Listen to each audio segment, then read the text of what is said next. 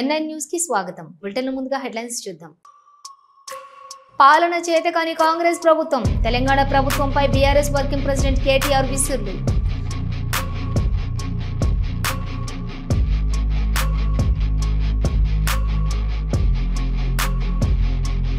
జ్ఞాన సరస్వతి దేవాలయం దర్శించుకున్న కవితకు ఘన స్వాగతం పలికిన ఆలయ అధికారులు.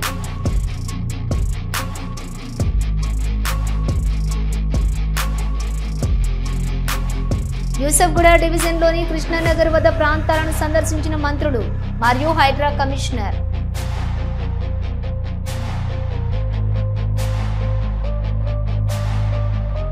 ఆగని రైతులు యూరియా ఇక్కట్లు. పంట వేసి 2 నెలలు అవుతున్నా తగినంత యూరియా దొరకటం లేదని రైతు ఆవేదన.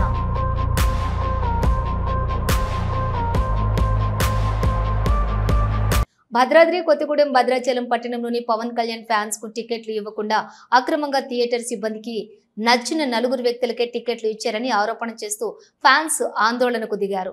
ఏషియన్ థియేటర్ వద్ద ఫ్యాన్స్ కు టికెట్లు ఇవ్వకపోవడం వల్ల షో రద్దయిందని ఫ్లెక్సీలు అంటించారు. Asian theatre tickets counter theatre కు తాళాలు వేశారు. ఫ్యాన్స్ కు టికెట్ ఇవ్వకపోతే ఎంతటి ఆందోళనకైనా సిద్ధమని పవన్ కళ్యాణ్ ఫ్యాన్స్ హెచ్చరించారు.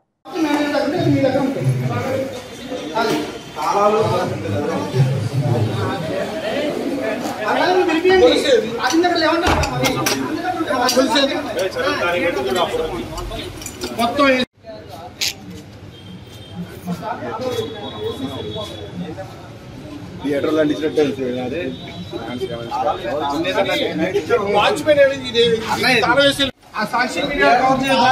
ఆయన ముందే తీసుకున్న టికెట్ నాకు తాళం మొత్తం కావాలి. భూపాలపల్లి యూరియా కోసం రైతులు వ్యవసాయ పనులను సైతం వదులుకుని ఉదయాన్నే క్యూ లైన్లలో చెప్పులు పెట్టి పడిగాపులు కాస్తుంటే మరోపక్క వ్యాపారులు అధికారులు కళ్ళుగప్పి అధిక రేట్లకు విక్రయిస్తూ సొమ్ము చేసుకుంటున్నారు. అంతేకాకుండా పక్కనున్న మహారాష్ట్రకు సైతం యథేచ్ఛగా తరలించేస్తున్నారు. దీంతో వ్యవసాయ అధికారులు పనితీరుపై రైతులు ఆగ్రహం వ్యక్తం చేస్తున్నారు. కాటారం మండలం గంగారంలోని DCMS 2 గోదాంలోని 220 యూరియా బస్తాలు లోడు రాగా అర్ధరాత్రి 140 యూరియా బస్తాలను షాపు నిర్వాహకుడు అక్రమంగా విక్రయించి తరలించాడు. విషయం తెలుసుకున్న రైతులు DCMS సెంటర్ ముందు ఆందోళనకు దిగారు.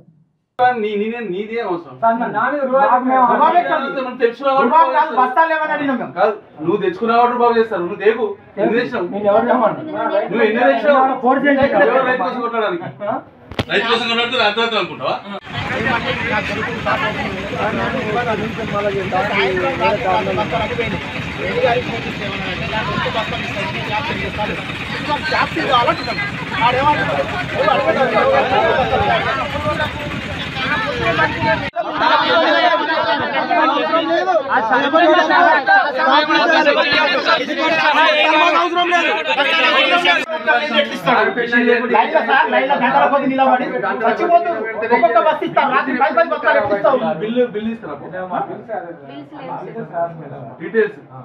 బిల్లు రాయడానికి టైం లేదు నీకు.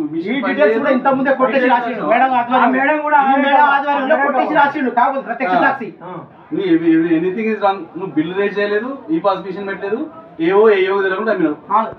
ఆ మిగతా అని ఇచ్చేసి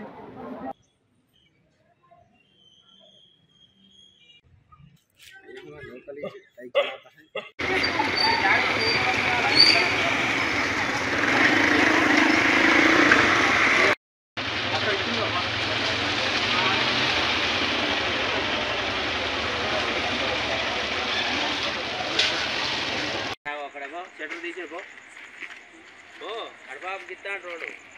నీ రోడ్డు ఏమనుకో 2వ 4వ నీకు ఎన్ని కావాలంటే అన్ని.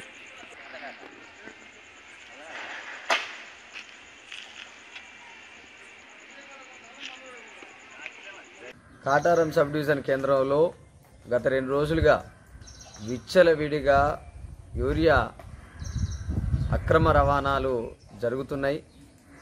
అయినప్పటికీ ఈరోజు ఈ సబ్ డివిజన్ కేంద్రంలో ఉండే అటువంటి అధికారుల వైఫల్యమా లేదంటే ప్రభుత్వం మీద నింద మోపించడానికి అధికారులు ఏమన్నా ప్రయత్నాలు జరుగుతున్నాయా?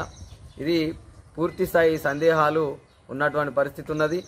పర్యవేక్షణ లేకపోవడం వల్ల, కేవలం పర్యవేక్షణ లోపం జరగడం వల్లనే మొన్న మాదేపూర్లో, నిన్న గంగారంలో యూరియా అక్రమ అమ్మకాలు బయటపడ్డటువంటి పరిస్థితి ఉన్నది. ఈరోజు అధికారులు కండ్లకు గంతలు కట్టుకొని గిట్లా ఈ సబ్ డివిజన్ కేంద్రంలో పనిచేస్తూ ఉన్నారా, లేదంటే ప్రభుత్వాన్ని బదనాం చేయడానికి ఇట్లా ఈరోజు రైతులలో ఒక ఆందోళన సృష్టించడానికి అధికారులు పనిచేస్తూ ఉన్నారా, లేదంటే ప్రభుత్వ పెద్దల సహకారంతోనే ఈ అక్రమ అమ్మకాలు జరుగుతున్నాయా అనే అటువంటి సందేహాలు రోజు రోజుకు పెరుగుతున్నటువంటి పరిస్థితి. ఓ పక్కన ఈరోజు యూరియా దొరకక రైతులందరూ క్యూ లైన్లో నిలబడి పస్తులుండి క్యూ లైన్లో నిలబడి తీసుకుపోవాల్సినటువంటి పరిస్థితి ఏర్పడుతున్న తరుణంలో దాన్ని పరిష్కరించాల్సినటువంటి దాని పరిష్కారానికి సూచనలు చేయాల్సినటువంటి అధికారులు ఏదో అంత అయిపోయిన తర్వాత తూతూ మంత్రంగా వచ్చి సీజ్ చేయడాలు, పట్టుకున్నట్టు యాక్షన్లు చేయడాలు, కేసులు పెట్టించడాలు చేసేటువంటి పరిస్థితి ఉన్నది. అధికారులు నిజాయితీగా పనిచేస్తే ఈరోజు పూర్తి స్థాయి పర్యవేక్షణ కనుక చేస్తే ఇటువంటి లోపాలు ఎందుకు జరుగుతాయి అని చెప్పి మేము ప్రశ్నిస్తూ ఉన్నాం. ఈరోజు అధికారుల పర్యవేక్షణ లోపం తప్ప ఇంట్లో ఇంకోటి లేదు అని అంటే మీరు ప్రభుత్వాన్ని బదనాం చేయడం కోసమే ఇటువంటి ప్రయత్నాలు చేస్తున్నారు అనేది మేము చాలా స్పష్టంగా భావించాల్సి వస్తుంది. తక్షణ చర్యలు తీసుకోవాలి, చర్యలు తీసుకుంటే తప్ప అధికారులకు బుద్ధి రాదు అనేది చాలా స్పష్టంగా కాటారం సబ్ డివిజన్ కేంద్రంలో అర్థమవుతా ఉన్నది. దీని పై అధికారులు ఎవరైతున్నారో అధికారులు తక్షణం స్పందించి అధికారుల మీద తక్షణ చర్యలు తీసుకొని సమగ్ర విచారణ జరపాలి అని చెప్పి ఈ సందర్భంగా డిమాండ్ చేస్తా ఉన్నాం. తెలంగాణ రాష్ట్ర వ్యాప్తంగా రైతాంగం యూరియా కొరతని ఎదుర్కొంటూ ఉన్నది. యూరియా దొరకక ప్రభుత్వం నిర్ణయించినటువంటి కేంద్రాలలో యూరియా కోసం రైతాంగం మొత్తం లైన్లు క్యూలు కట్టి దాని సమయంతో సంబంధం లేకుండా మరి వాళ్ళు నరక యాతన పడుతూ యూరియా బస్తాల కోసం వెయిట్ చేస్తున్నటువంటి పరిస్థితి ఉన్నది. ఒకవైపునేమో రైతులకు యూరియా దొరకక నానా ఇబ్బందులు పడతా ఉంటే మరోవైపున దళారులకు మాత్రం ఎక్కలేని స్టాకు తెచ్చుకొని పెట్టుకొని అదనమైన ధరలకు విక్రయిస్తున్నటువంటి పరిస్థితి ఉన్నది. ఒక బస్తాకు అదనంగా ప్రభుత్వం నిర్ణయించిన ధరలకు అమ్మకుండా మరి వాటితో పాటు ఇంకొక ప్రోడక్ట్ని జత చేసి అట్లా తీసుకున్నప్పుడే మరి ఇస్తున్నటువంటి పరిస్థితి ఉన్నది. రైతాంగానికేమో బస్తాలు దొరకక ఇబ్బందులు పడతా ఉంటే ఇట్లాంటి దళారులకు ఎక్కడి నుంచి యూరియా వచ్చిందని మేము ప్రశ్నిస్తూ ఉన్నాం.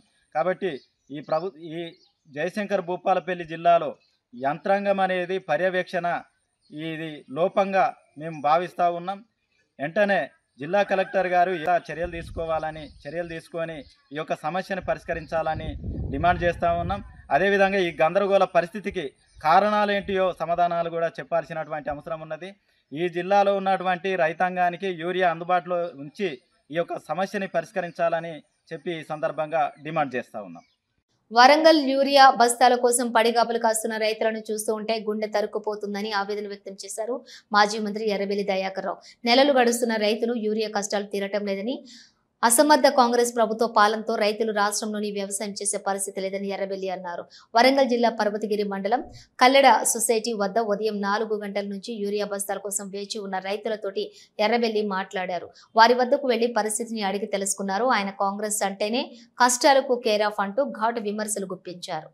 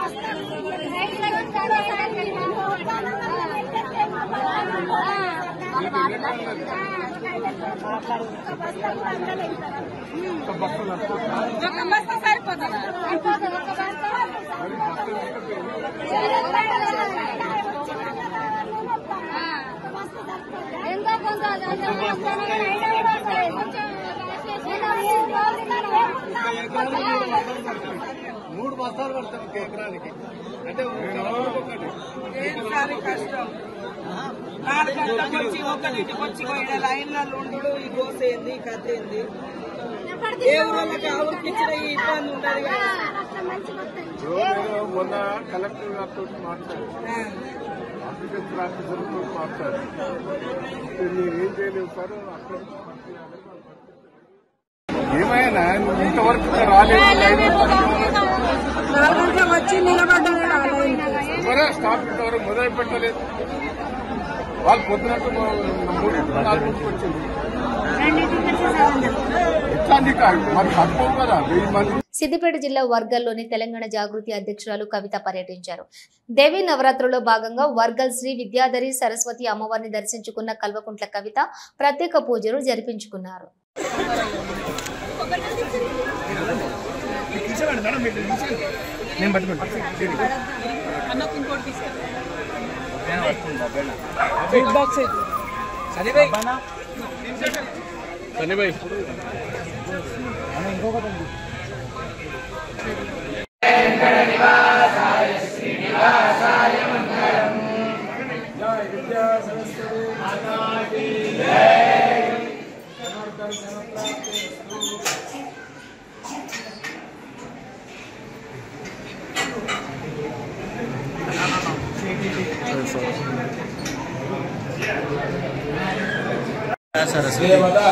अनुग्रहेण अखंड सौभाग्य सिद्ध्यर्थम लोक कल्याण सिद्ध्यर्थम महाकाली महालक्ष्मी समेत विद्या सरस्वती देवता प्रीत्यर्थम यथाशक्ति उपचार पूजा ब्राह्मण द्वारा करिष्ये। ओम वक्रतुंड महाकाय कोटि सूर्य समप्रभ निर्विघ्नं कुरु मे देव मम सर्वकार्येषु सर्वदा। ओम विश्वंभरे विशालाक्षी वर्गलगिरि निवासिनी विद्या सरस्वती वंदे वीणा पुस्तक धारिणी इच्छाशक्ति ज्ञानशक्ति क्रियाशक्ति स्वरूप श्री विद्या सरस्वती देवताये नमो नमः।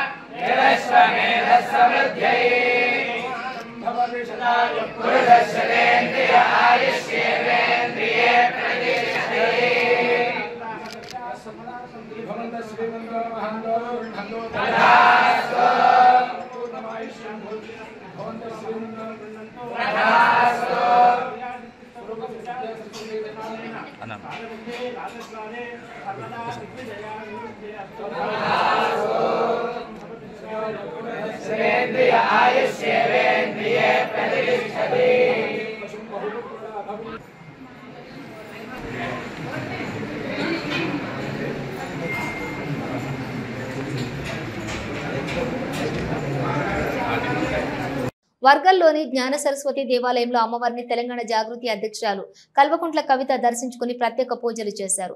జాగృతి కార్యకర్తలు, అభిమానులు, ఆలయ ప్రతినిధులు కవితకు ఘన స్వాగతం పలికారు.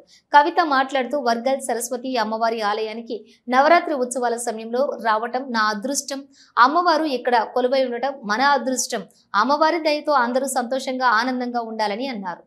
సరస్వతి అమ్మవారి ఆలయానికి ఈ నవరాత్రి ఉత్సవాల్లో దర్శనం చేసుకోవాలని ఒక సంకల్పం ఉండే, అది జరిగింది. చాలా సంతోషంగా అనిపిస్తుంది. కంచి స్వామివారి ఆశీస్సులతోని కంచి పీఠం ఆధ్వర్యంలో చాలా వేదోక్తంగా, శాస్త్రోక్తంగా, అద్భుతంగా ఇక్కడ పూజాది కార్యక్రమాలు జరగడం అన్నది మన మొత్తం తెలంగాణకు కూడా ఒక ఆశీర్వాదం లాంటిదని చెప్పి నేను భావిస్తూ ఉన్నాను. మరి అమ్మవారి పూజ, ఈ ఆలయము, దీని యొక్క అభివృద్ధి ఇదే విధంగా కొనసాగాలని కూడా మనస్ఫూర్తిగా కోరుకుంటా ఉన్నాను. మరి అమ్మవారి దయ ఉంటే ఖచ్చితంగా తెలంగాణలో ఆడపిల్లలందరూ కూడా చక్కగా చదువు వచ్చేటట్టుగా, అదేవిధంగా దేశం మొత్తంలో కూడా మనం నంబర్ 1గా నిలిచే విధంగా ఉంటామని చెప్పి కూడా నేను మనస్ఫూర్తిగా భావిస్తున్నాను. Thank you. జై తెలంగాణ. యూసఫ్గూడ డివిజన్లోని కృష్ణానగర్లో వరద ప్రభావిత ప్రాంతాల్లో పర్యటించారు మంత్రులు Ponnam Prabhakar, Vivek Venkataswamy, Hydraa commissioner Ranganath, GHMC commissioner RV Karnan. Srikanth Krishnanagar అని నడిపించినా సాయి ఫైల్ పెట్టిరుగా.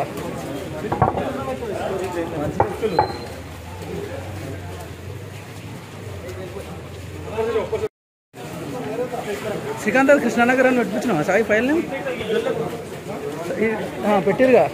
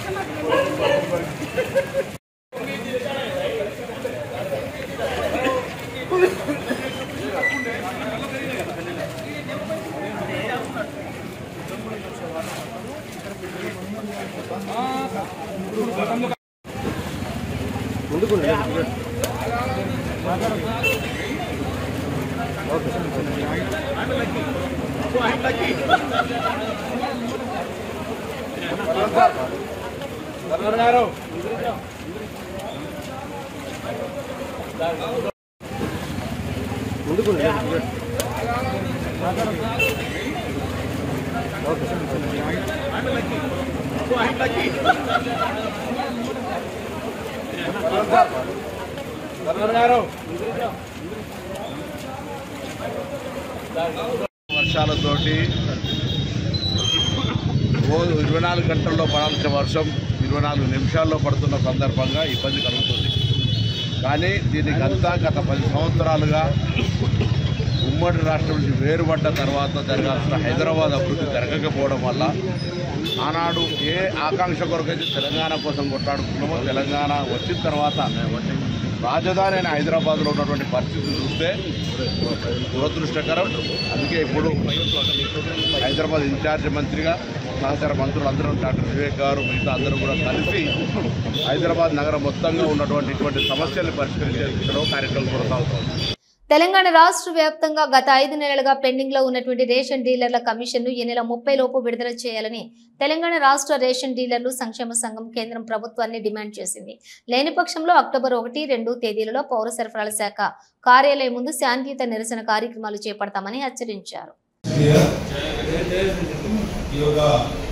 రాష్ట్ర కార్యవర్గ సమావేశానికి ముఖ్య అతిథిగా నాయకుడు అధ్యక్షత ఏ నాయకుడి దగ్గర పోయినా ఏదో మనం ముందు మాట్లాడతారు తప్ప తర్వాత డీలర్లు అంటే ఒక సులువే. నేను ప్రభుత్వ అధికారులు కన్నా మీ అందరూ సాక్షి చెప్పుకున్నాను. ఇక ఎంఆర్ఓ స్థాయి నుంచి మొదలు పెట్టుకుంటే కలెక్టర్ స్థాయి వరకు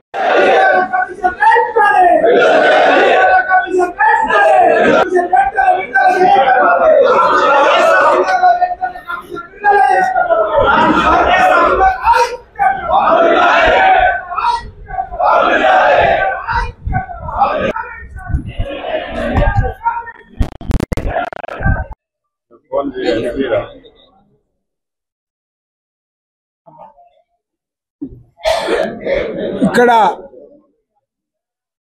వచ్చిన అటువంటి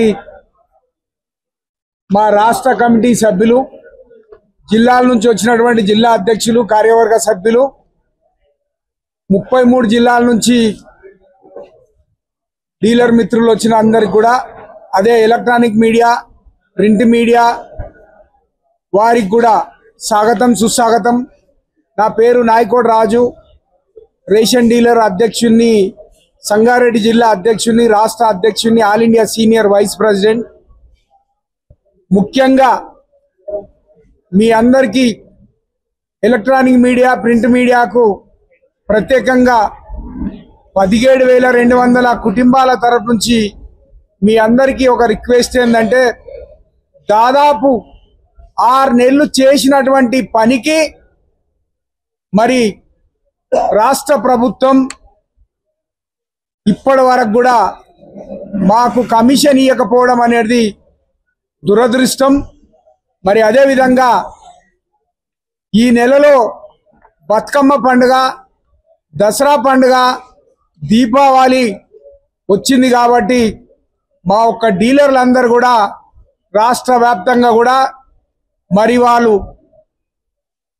పిల్లలకు చదువు డబ్బులు కానీ, అదేవిధంగా రెంట్స్ కానీ, దిగిన అమాలి కానీ, తూకం చేసినటువంటి వ్యక్తికి పేమెంట్ కానీ, మరి వారి యొక్క జీవనోపాధి కూడా దాదాపు 35-40 ఏళ్ళ నుంచి వ్యవస్థలో పనిచేసుకుంటూ ఈరోజు వరకు కూడా ఏ ప్రభుత్వం ఉన్నా ఆ ప్రభుత్వానికి అనుకూలంగా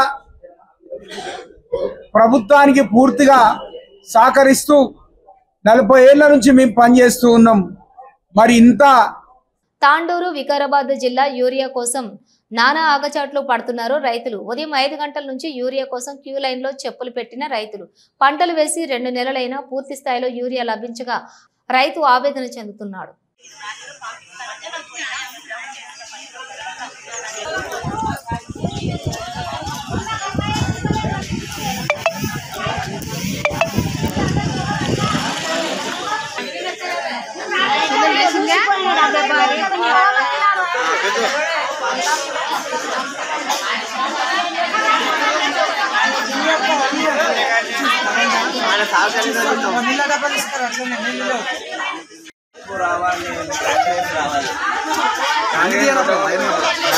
మార్పు వస్తున్నప్పుడు ఏమన్నా ఎడకొస్తాం మన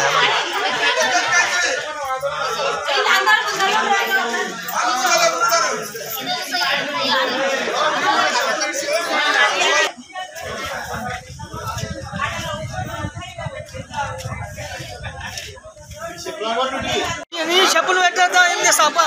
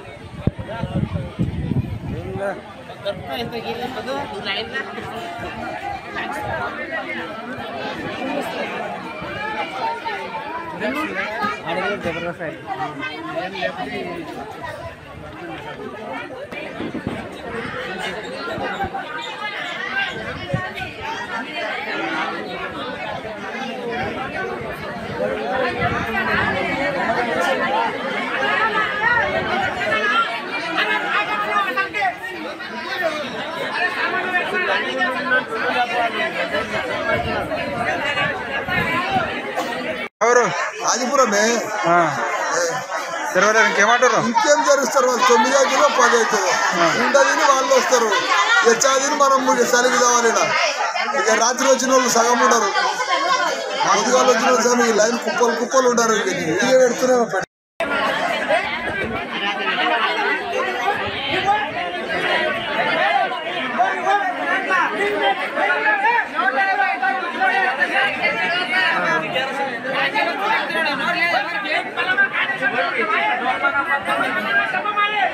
చేయకుండా మరి రైతులు కూడా కన్నా అవసరాలు పడి మరి నైట్ నిద్ర లేకుండా యూరియా వస్తుందంటే నైట్ నిద్ర కూడా రాకొచ్చింది.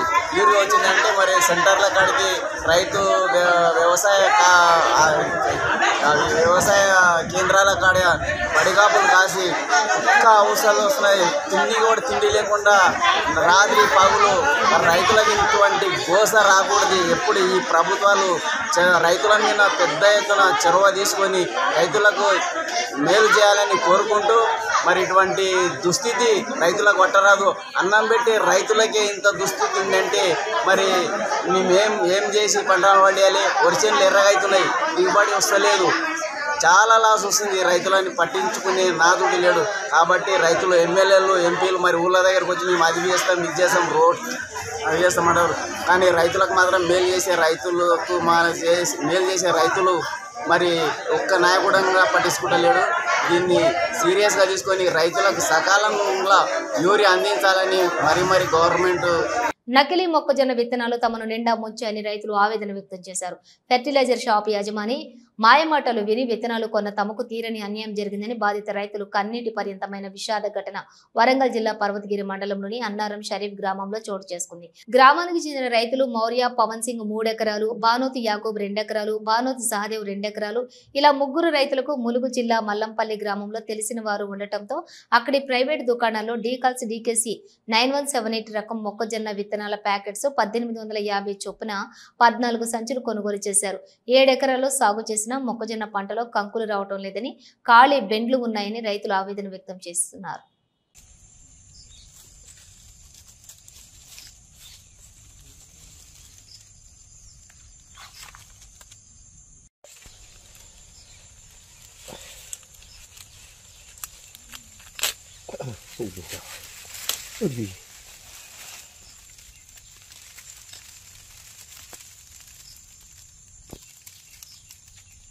మొక్కజొన్న గింజలకు సంచులకు 9,000 అయినాయి, దున్నుడుకు 10,000 అయినాయి, ఇతర మందు బస్తాలకు 6,000 అయినాయి, 6,000 అయినాయి. మళ్ళా మొత్తం 45,000 అయినాయి అప్పటి వరకు. ఇప్పుడు మందులు పై మందులకు వాటికి మొత్తం 20,000 వచ్చింది. మళ్ళీ పైన మందులు కొట్టుడు, మన మందు వేసుడు, ఊరేసుడు అన్నిటికీ. అయ్యో నాకు మొత్తం పెట్టుబడులు మొత్తం 50,000 వచ్చినాయి. మొత్తం పెట్టుబడులు అలా గింజలు లేవు, ఏమి లేవు, మొత్తం ఇక మొత్తం సట్టపోయింది. మంచిగా రాలే, పంట మంచిగా రాలే, పెట్టుబడులు బాగాయినాయి, బాగా లగాంచి చేసిన నేను. అంతా పరేషాన్ ఉన్నది. ఇది ఇక నా రందితో నేనున్నా. పెట్టుబడి వస్తుందో రాదో, నా పెట్టుబడి వస్తుందో రాదో ఇక గట్టే అయిపోయింది అంతే. టోలీచౌకి ఆర్డీఓ కార్యాలయంలోని వసూళ్లు జరుగుతున్నాయని స్థానికులు ఆరోపిస్తున్నారు. కార్యాలయానికి వచ్చే ప్రజలు తమ పనులు ఆలస్యం అవుతున్నాయని, ఉద్యోగులు ఏజెంట్లు ఇష్టం వచ్చినట్లు వసూళ్లు చేస్తున్నారని ఆగ్రహం వ్యక్తం చేస్తున్నారు. కొత్తగా ప్రవేశపెట్టిన ఆన్లైన్ విధానం సాధారణ ప్రజలకు క్లిష్టంగా మారిందని, ఆ ప్రక్రియను అర్థం చేసుకోవడంలో ఇబ్బందులు ఎదురవుతున్నాయని వారు పేర్కొన్నారు.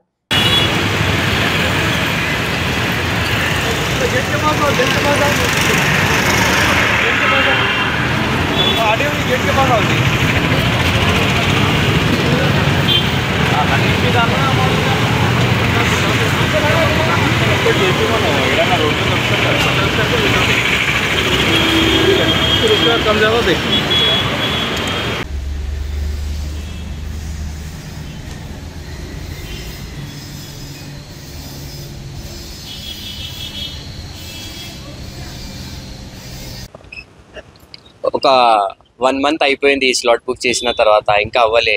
ఈ ప్రాబ్లమ్ని తొందరగా మీరు అటెండ్ చేస్తే బాగుంటుంది. సో ఇప్పుడు సెంట్రల్ ప్రాబ్లం, ఆ ప్రాబ్లం, ఈ ప్రాబ్లం ఏదైతే ఉన్నాయి అది నాకైతే పోలీస్ వాళ్ళకైతే చెప్పడం నేను చెప్పలే కదా. సో ఇది ఎక్స్పైర్ అయిన తర్వాత అది ప్రాబ్లం సాల్వ్ అవుతుందా? మళ్ళీ ఈ నా లర్నింగ్ లైసెన్స్ ఎక్స్పైర్ అయిన తర్వాత స్లాట్ బుకింగ్ మళ్ళీ చేయాల్సిందా? సో ఇది నేను చేయలే కదా.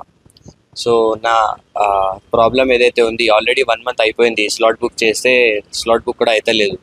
సో ఈ ప్రాబ్లం తొందరగా అటెండ్ చేస్తే, సాల్వ్ చేస్తే మంచి ఉంటుంది. సో నా గవర్నమెంట్తో ఇదే రిక్వెస్ట్ ఉంది, మీరు ఈ ప్రాబ్లమ్ని తొందరగా అటెండ్ చేసి సాల్వ్ చేయండి. అండ్ వేరే వాళ్ళకి కూడా ఫెసిలిటీ ఆర్టీ ఆఫీస్ దగ్గర నుంచి చేయండి మీరు. Thank you.